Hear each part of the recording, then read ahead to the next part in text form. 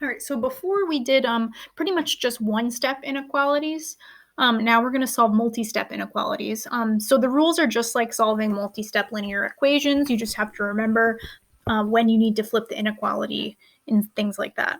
So for example 1, this is going to be a two-step inequality. So we want to isolate the x term first, which means we need to add 6 to both sides to get that 2x alone.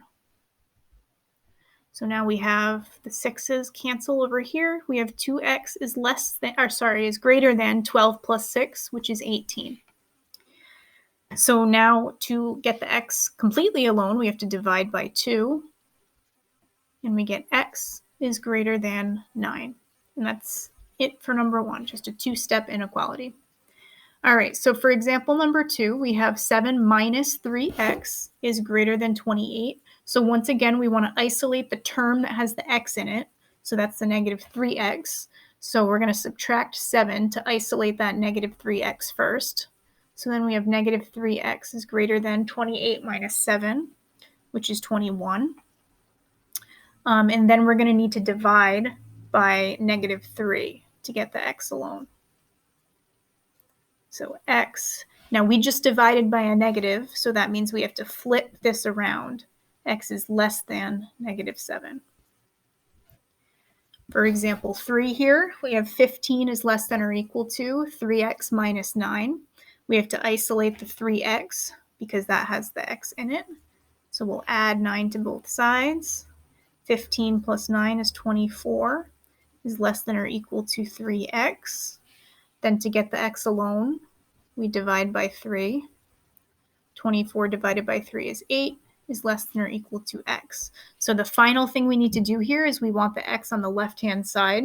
So we need to flip this entire inequality around. So x is greater than or equal to 8. Example 4, so now we have x's on both sides. So what I usually like to do is take the smaller one. So subtract 3x from both sides. I like to move the smaller one. So then we have 2 is less than 2x minus 4. All right, then we need to isolate the x term. So I'm going to do that by adding 4 to both sides. So 6 is less than 2x. Isolate the x by dividing by 2. 3 is less than x. And of course, finally, we need to flip the whole inequality around so the x is on the left. All right, so now we have an example with some distributing in it. So we need to distribute that 2. So we're distributing the 2 here. So we have negative 2x plus negative 2 times 3, which is negative 6. It's less than 4x minus 7. So I want to do the inverse of negative 2x because that's smaller than 4x. So plus 2x plus 2x. So we have negative 6 is less than 6x minus 7. Then we add 7 to both sides. 1 is less than 6x. Divide by 6 on both sides to get the x term alone. I'm going to bring this up here. So then we have 1 over 6 is less than x because those 6's cancel out. Final step is to get the x on the left-hand side. So flip the entire thing around like that.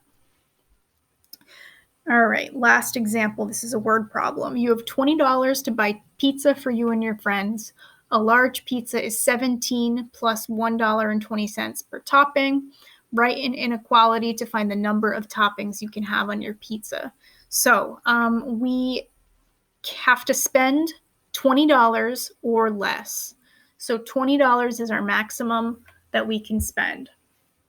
So let's write an expression for what the pizza is going to cost. So a large pizza is $17 plus $1.20 per topping. So let's say $1.20 plus T.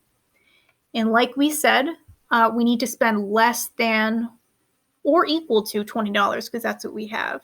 So less than or equal to $20.